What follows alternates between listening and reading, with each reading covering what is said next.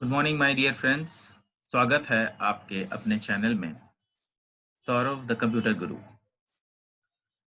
आज हम लोग डिस्कस करेंगे सिस्टम एनालिसिस के जो डिफरेंट नए चैप्टर्स हैं उसमें हम लोग आज बातें करेंगे and we will take up at the very moment.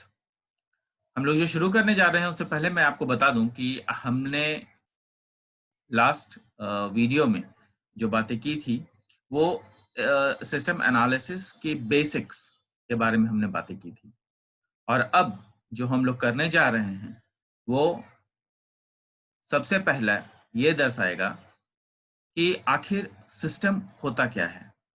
System हमारे हम सिस्टम कहते किसको हैं, तो आज हम लोग उसी के बारे में बात करते हैं।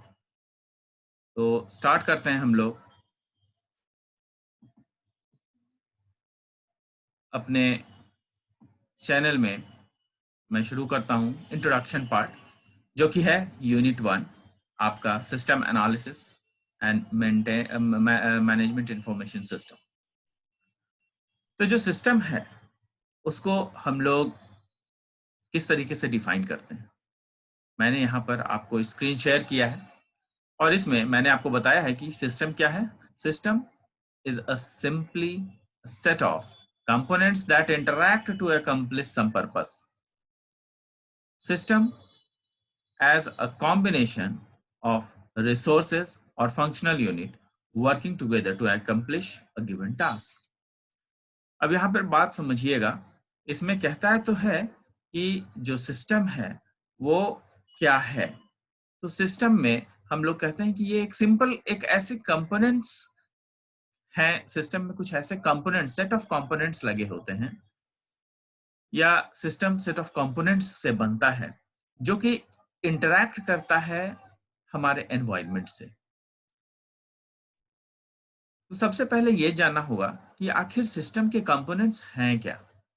सिस्टम में जो कंपोनेंट्स हैं, सिस्टम के कंपोनेंट्स हम उसे कह सकते हैं जैसे कि आपका अगर कोई मशीनरी कंपोनेंट लें जैसे साइकिल, तो उसमें जो उसका कंपोनेंट होगा वो होगा gear, wheel, pedal, handle etcetera. ये सब साइकिल के कंपोनेंट्स हैं। क्योंकि इनमें से किसी एक का भी ना होना आपके साइकिल को हो सकता है कि चलने में दिक्कत करे या ना चले। तो उसी वजह से हम लोग दूसरा एग्जाम्पल भी ले सकते हैं कि जो सिस्टम है वो और भी तरीके से हो सकता है। कहता है कि system is a combination of resources और फंक्शनल यूनिट्स। कहने का मतलब यह है कि अगर आपका जो सिस्टम है और वो सिस्टम चल रहा है तो वो किसी न किसी फंक्शनल यूनिट्स के चलते चल रहा है। इसका मतलब ये है कि अगर हम सिस्टम एक सॉफ्टवेयर को मानते हैं तो सॉफ्टवेयर में डिफरेंट जो प्रोग्राम्स होते हैं वो उनके रिसोर्सेज हो जाएंगे या फंक्शनल यूनिट हो जाएंगे। जैसे कि अगर प्रोग्राम की बात करें तो ये जो प्रोग्राम्स होते हैं वो किस लिए बनाए बनाए जाते हैं, किसी स्पेसिफिक पर्पस या किसी टास्क को पूरा करने के लिए। सपोज कीजिए कि अगर हम लोग प्रोग्राम बना रहे हैं या सॉफ्टवेयर बना रहे हैं तो उसमें डिफरेंट प्रोग्राम्स कौन कौन से लगे हो सकते हैं। कैलकुलेटर के सॉफ्टवेयर में हम लोग प्रोग्राम बनाते हैं जिसमें कि कैलकुलेशंस होते हैं एडिशंस के, मल्टीप्लिकेशन, डिवीजन और सब्सट्रैक्शन के।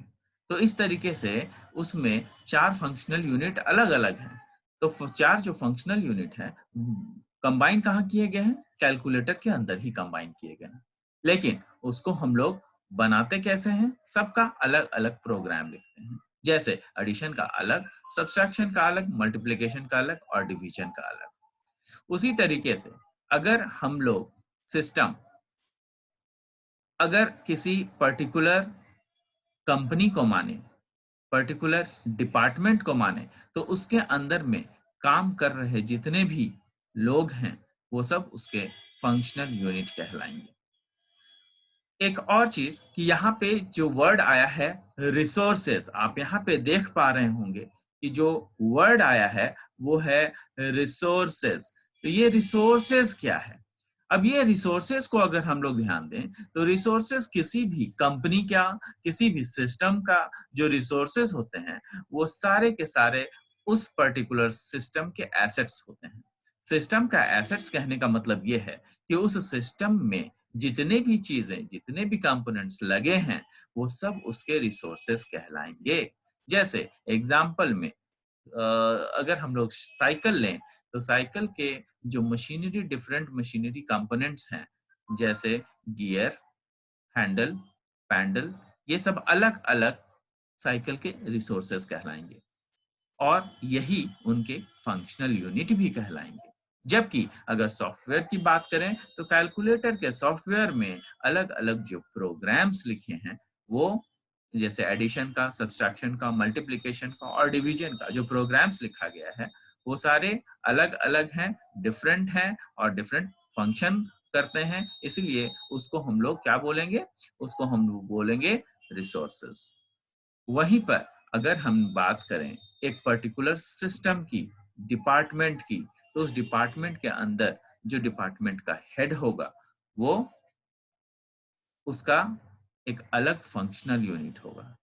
हेड के अंदर जितने भी लोग काम कर रहे होंगे, जैसे कि अगर मान लिया हम लोग बात करें इंस्टीट्यूशन की, एजुकेशनल इंस्टीट्यूशन की, तो उसमें जो है प्रिंसिपल होंगे वो और उनके अंदर में जितने लेक्चरर्स होंगे ये सब प्रिंसिपल अलग फंक्शनल पार्ट होंगे। क्यों? क्योंकि उनको एकेडमिक्स प्लस जो आपका एडमिनिस्ट्रेशन पार्ट है वो उनको देखना होता है। जबकि जो लेक्चरर्स हैं वो क्या होंगे? वो एजुकेशनल डिपार्टमेंट्स में देखेंगे, जो हर एक डिपार्टमेंट में अलग अलग काम करते हैं। जबकि जो थर्ड ग्रेड एम्प्लॉयज हैं वे लोग क्या देखेंगे? वे लोग उन सब चीजों को देखेंगे जो कि प्रिंसिपल से डायरेक्ट रिलेटेड तो है लेकिन कुछ ऐसी चीजों से रिलेटेड है जिसमें कि हम लोग ये देख पाए कि उनका कहाँ कहाँ तक काम निश्चित है। जैसे उनका पेपर्स बनाना, बिल्स बनाना, जितने भी डिफरेंट जो एजुकेशनल इंस्टीट्यूशन में सामान आते हैं उनको संग्रहित करना, उनको लाना, तो ये सब एक अलग फंक्शनल यूनिट है। उसी तरीके से अगर हम लोग बात करें कि जो फोर्थ ग्रेड एम्प्लॉयज हैं वो, तो वो लोग में उसमें आ जाते हैं स्वीपर्स, उसमें आ जाते हैं आपके जो फोर्थ ग्रेड एम्प्लॉयज में स्वीपर्स आ जाएंगे, आपके गार्डनर्स आ जाएंगे।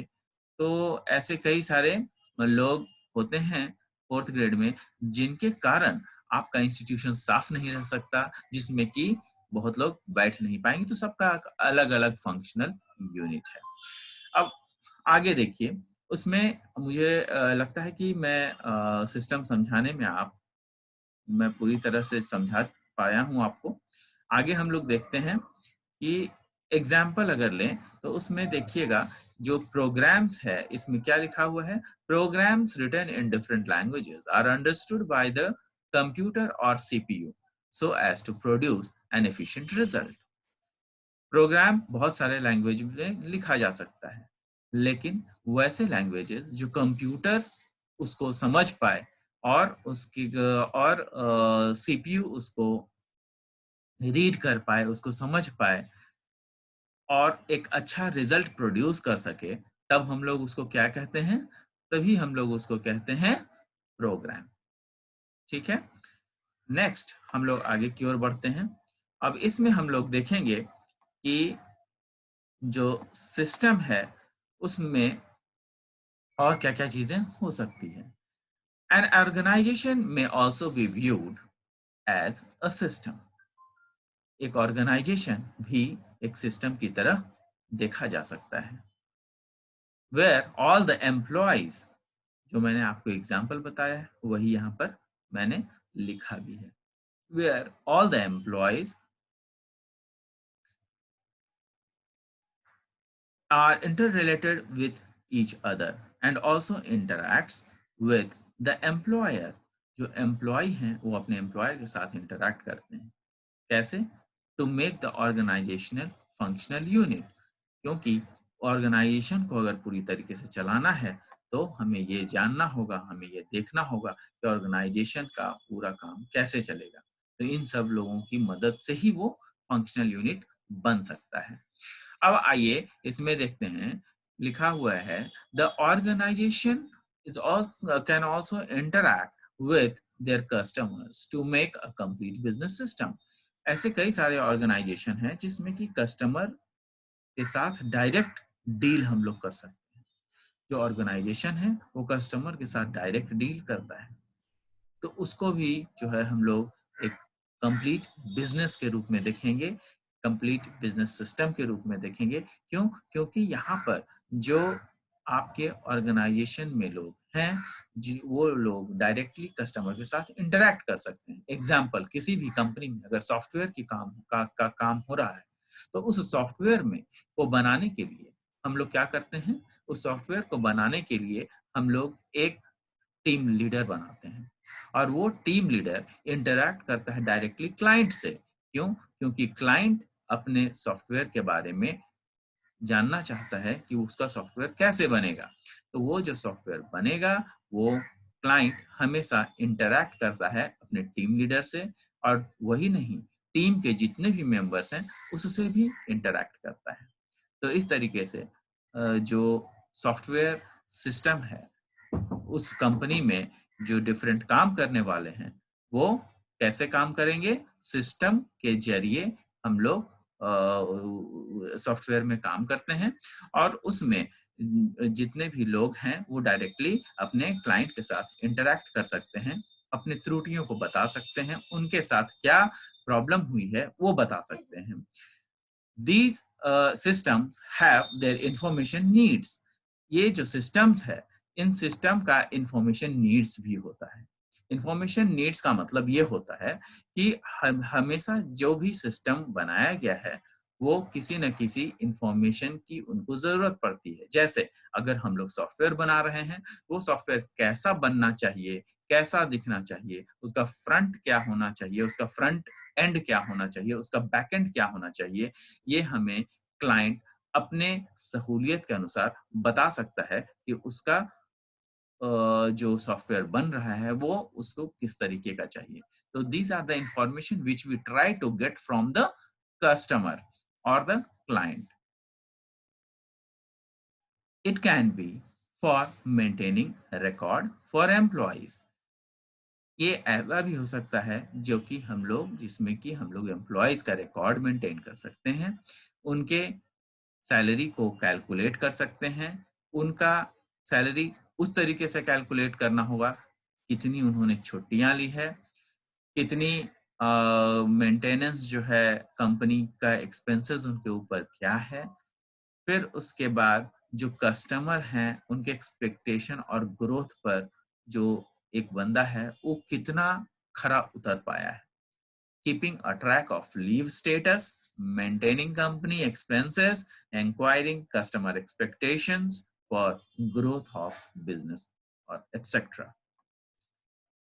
आगे देखें तो हमारे पास क्या है, फीचर्स और characteristics of components of a system.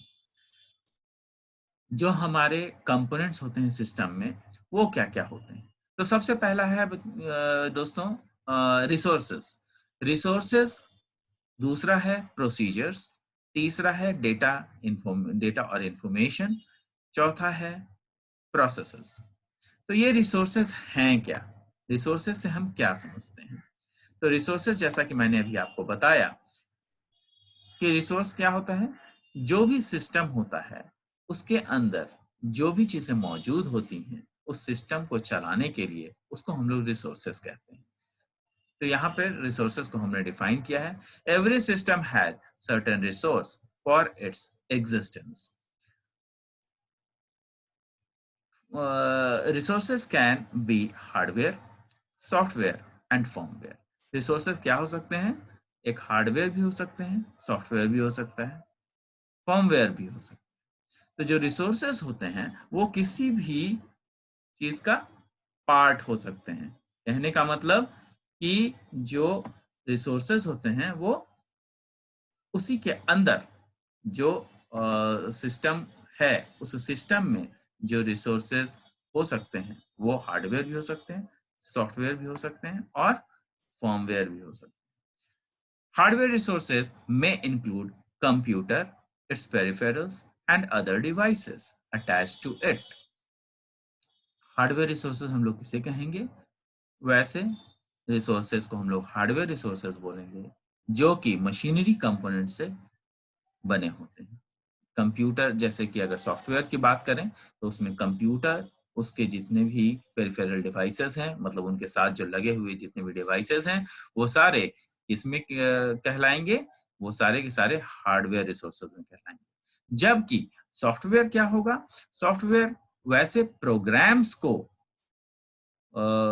Include करेगा जो कि हम लोगों को कंप्यूटर के साथ इंटरैक्ट कराने में हमारी मदद करता है। यहाँ पे मैंने लिखा भी है कि जो सॉफ्टवेयर है वो सॉफ्टवेयर क्या होगा?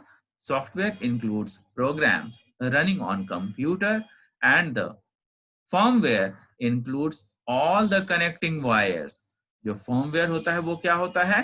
फर्मवेयर जो हैं वो इंक्लूड करते हैं सारे कनेक्टिंग वायर्स को, वायरलेस डिवाइसेस को, जो कि हमें इंफॉर्मेशन पास करने में, एक डिवाइसेस से दूसरे डिवाइसेस तक इंफॉर्मेशन पास करने में हमारी मदद करता है।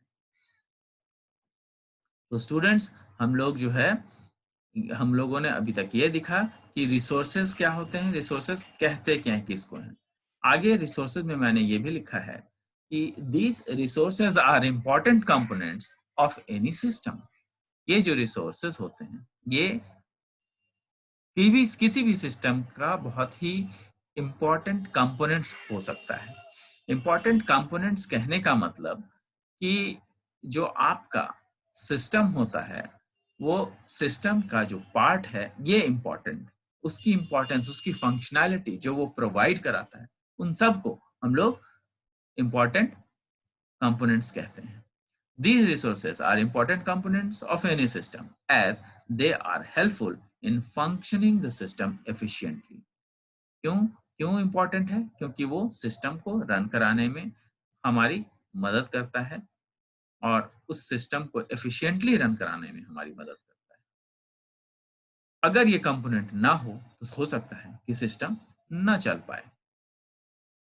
विदाउट these components, यहाँ पे मैंने लिखा है without these components the system can function properly. Now, अब आगे देखें तो उसका एक एग्जाम्पल भी हमने यहाँ पे प्रस्तुत किया है। A banking system cannot function without the required stationaries. एक बैंकिंग सिस्टम अपने स्टेशनरीज के बिना, कागज के बिना, A4 साइज पेपर के बिना, आपका प्रिंटर के बिना, कंप्यूटर के बिना, आज के डेट में it will be a problem for a bank to maintain its data. तो cheque books, passbooks, withdrawal slips, deposit slips, ये सब क्या हैं? ये सब बैंकिंग सिस्टम के कंपोनेंट्स हैं। उनके जो बैंकिंग सिस्टम के स्टेशनरीज हैं वो सब उनके कंपोनेंट्स हैं। तो ये हो गया रिसोर्सेज। जो मैंने पहले कहा था कि 4 पार्ट में बटा हुआ है, तो सबसे पहला था रिसोर्सेज, दूसरा है प्रोसीजर्स। प्रोसीजर्स क्या होता है? तो जो प्रोसीजर्स होते हैं वो काम करने का तरीका को हम लोग प्रोसीजर कहते हैं। मतलब ये कि किसी भी कंपोनेंट, किसी भी सिस्टम को कुछ रूल्स को फॉलो करवाते हुए हम लोग काम करते हैं। ऐसा नहीं है कि किसी भी सिस्टम को हम लोग किसी तरीके से भी काम करा लें, बल्कि हम लोग को उनके रूल्स के साथ फंक्शन करना पड़ता है, उनके रूल्स के साथ आगे बढ़ना पड़ता है।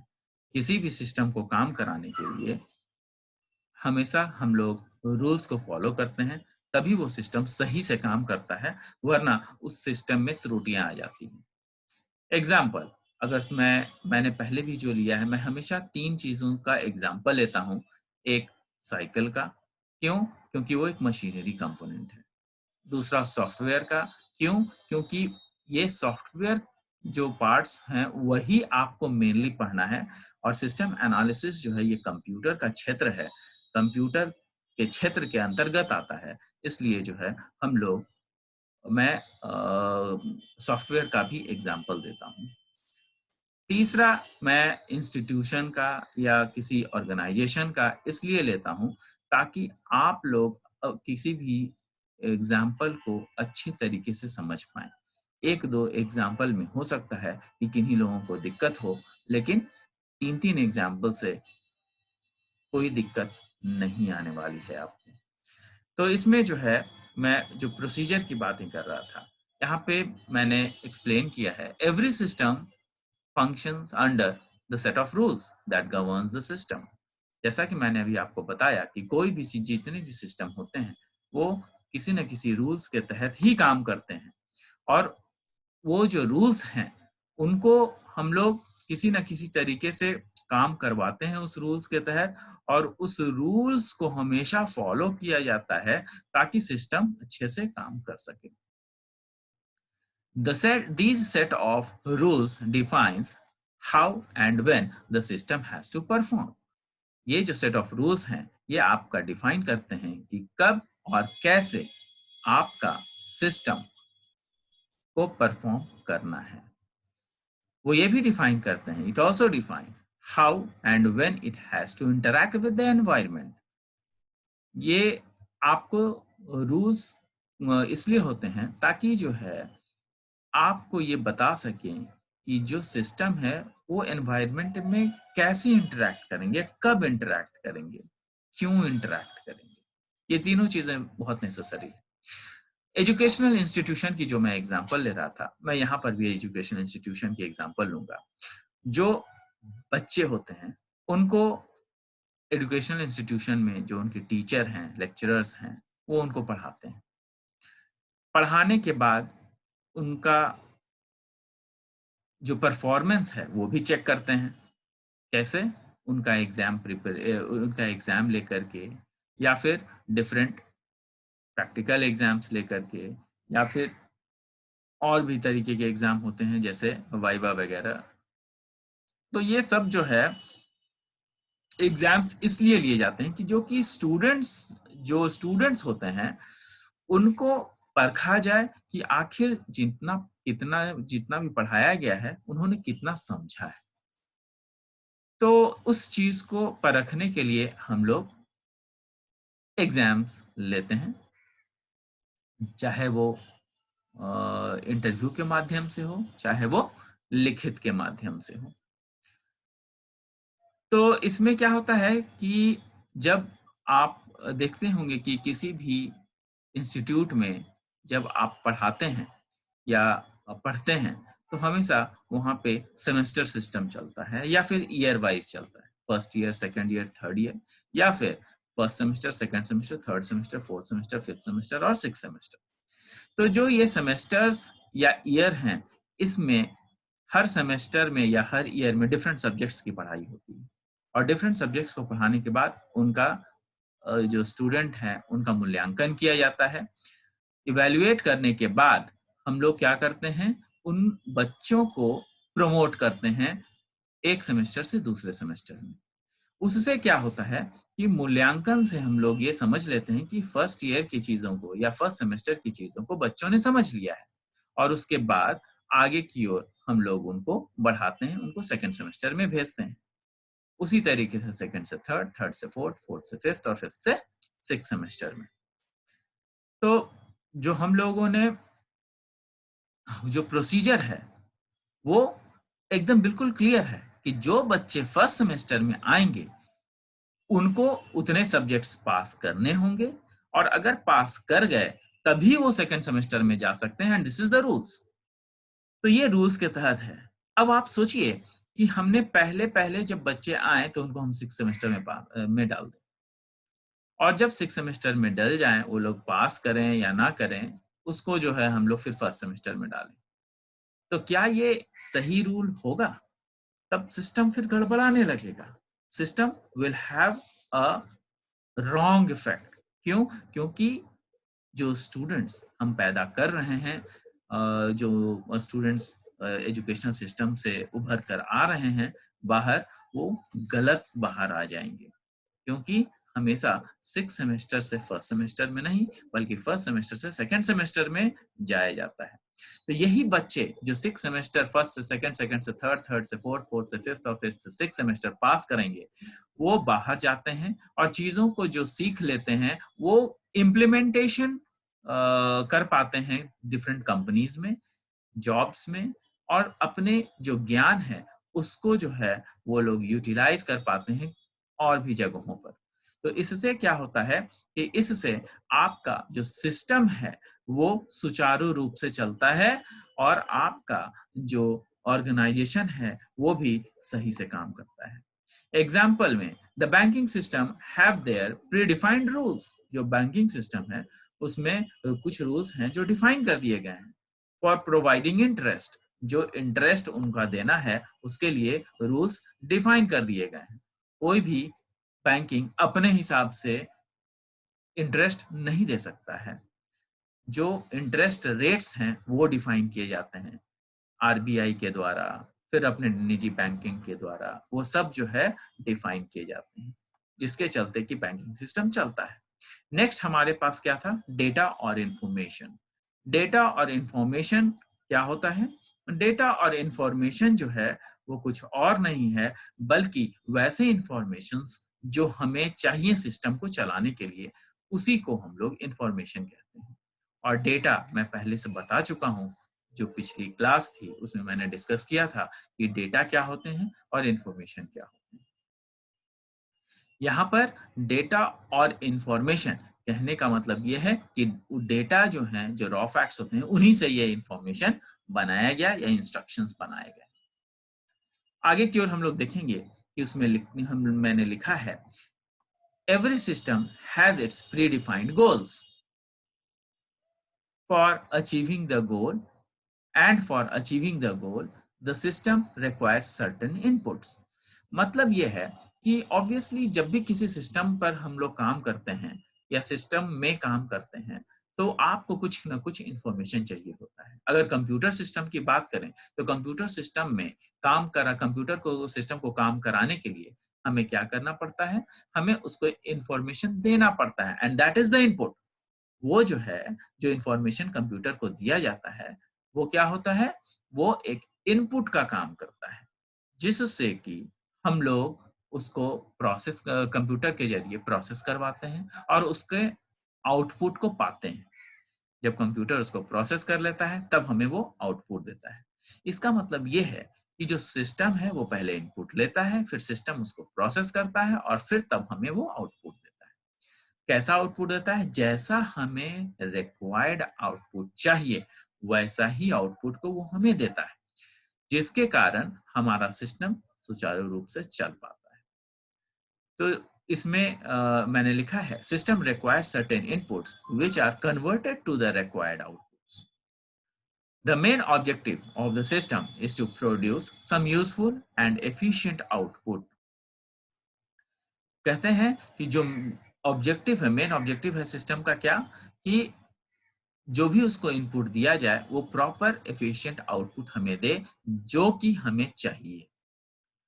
The main objective of the system is to produce some useful and efficient output. These outputs, जो आउटपुट निकल के बाहर आता है उसी को हम लोग प्रोसेसिंग कर कहते हैं। क्यों? क्योंकि किसी न किसी इनपुट को हमने उसमें डाला है, उसको प्रोसेस किया गया है और तब हमने उस आउटपुट को पाया है। तो ये जो प्रोसेस है उसको हम लोग प्रोसेसिंग कहते हैं। तो याद रखिएगा कि these outputs in turn outcome of processing. कहने का मतलब कि जो आउटपुट हमें प्राप्त होता है वो प्रोसेसिंग के जरिए ही प्राप्त होता है। आगे देखिए, जो आगे का पॉइंट्स था, फोर्थ पॉइंट, वो है प्रोसेसेस। प्रोसेसेस कहने का मतलब क्या है कि ऐसे प्रोसेसेस जो this system have some processes that make use of resources. कुछ ऐसे सिस्टम होते हैं जो प्रोसेसेस को कंटेन करते हैं। कहने का मतलब है कि जो आपका प्रोसेस होता है वो हर रिसोर्स को किस तरीके से कैसे काम करवाना है वो उस प्रोसेस में इंक्लूडेड होता है। कहने का मतलब कि जो प्रोसेसिंग है उसमें जो प्रोसेसिंग का काम हुआ, अभी जो मैंने थर्ड पॉइंट अभी आपको बताया है, उस प्रोसेसिंग में यूज होने वाले जितने भी रिसोर्सेज हैं उस रिसोर्सेज को हम लोग डिफरेंट प्रोसेसेस में बांट सकते हैं। मतलब ये है कि जो रिसोर्सेज है हर रिसोर्सेज का अलग अलग काम होता है, हर एक रिसोर्सेज अलग अलग फंक्शनल यूनिट होते हैं। तो हर एक रिसोर्सेज जो अलग अलग फंक्शनल यूनिट हैं उन हर अलग अलग रिसोर्सेज को हम लोग क्या करते हैं, उन लोगों को अपना काम सही ढंग से करवाने के लिए हम लोग डिफरेंट प्रोसेसेस में उनको बांट देते हैं। The required these systems have some processes that make use of resources to achieve the required goal, ताकि हम लोग अपने गोल को प्राप्त कर सकें। Under the defined procedure, मतलब जो रूल्स हैं उसके तहत ही हम उन प्रोसेसेस को बांटते हैं। The processes are operational element of the system. किसी भी सिस्टम को चलाने के लिए, ऑपरेट करवाने के लिए हमें इन प्रोसेसेस की जरूरत पड़ती है। तो स्टूडेंट्स, आज हमने ये देखा कि हमारे पास जो सिस्टम एनालिसिस में जो कैरेक्टरिस्टिक्स हैं या फिर कंपोनेंट्स हैं वो चार होते हैं, और वो चारों हम लोगों ने अभी देखा है। सबसे पहला है था रिसोर्सेस, दूसरा था प्रोग्राम्स, रिसोर्सेज, फिर हम लोगों ने देखा जो पहला था वो था रिसोर्सेज, फिर हम लोगों ने देखा दूसरा था प्रोसीजर्स, तीसरा था प्रोसेसिंग, और चौथा है प्रोसेसेस। तो इसी के साथ बच्चों मैं अभी ये इस पार्ट को खत्म करता हूं, और अगले नेक्स्ट वीडियो में हम लोग पढ़ेंगे कि जो इसके सिस्टम के मेन कैरेक्टरिस्टिक्स हैं वो और डिफरेंट कैरेक्टरिस्टिक्स कौन कौन से हो सकते हैं। थैंक यू दोस्तों, and have a nice day. Thank you, thanks a lot.